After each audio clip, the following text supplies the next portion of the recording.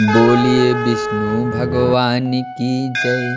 फाल्गुन शुक्ल पक्ष आमलकी रंग भरी एकादशी व्रत की कथा। युधिष्ठिर बोले, हे कृष्ण, ऐसा व्रत कहिए जिससे मेरा कल्याण हो। कृष्ण जी बोले कि रहस्य और इतिहास सहित व्रतों में उत्तम व्रत मैं कहता हूँ, जो समर्पित फलों को देने वाला है।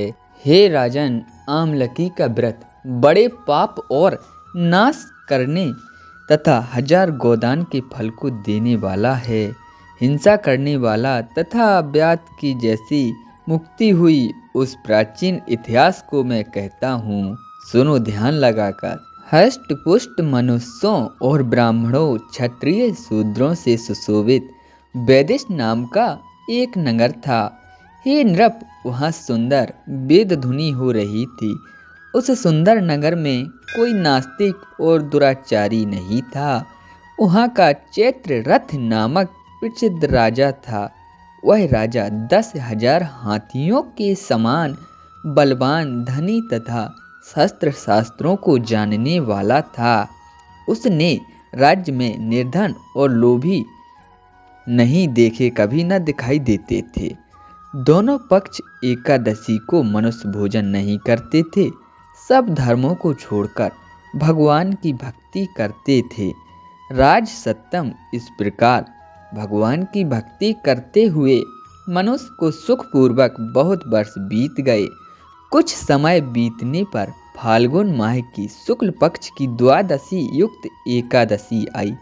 उस एकादशी को बालक बूढ़े सबने मिलकर नियम से उपवास रखा। राजा इस व्रत को विशेष फलदायक समझकर नदी में स्नान करके प्रजा के साथ मंदिर में गए। राजा ने जल से भरा हुआ कलश स्थापित करके उसी छत्री, उपानय, पंचरत्न और सुंदर गंध से सुशोभित किया। दीपमाला से युक्त परशुराम जी के साथ ऋषियों समेत सावधानी से पूजन किया और आंवले का भी पूजन किया और बोले, सब पापों को नाश करने वाली आमलकी, तुमको नमस्कार है, तुमको नमस्कार है। मेरे अर्थ को ग्रहण करो। उसी समय वहाँ एक शिकारी आया। भूख और परिश्रम से युक्त, पाप के भार से पीड़ित, कुटुंब के लिए जीव हिंसा करने वाला, सब धर्मों से अलग वह आमलकी एकादशी का जागरण और दीपकों से सुशोभित उस स्थान को देखकर वहाँ बैठ गया।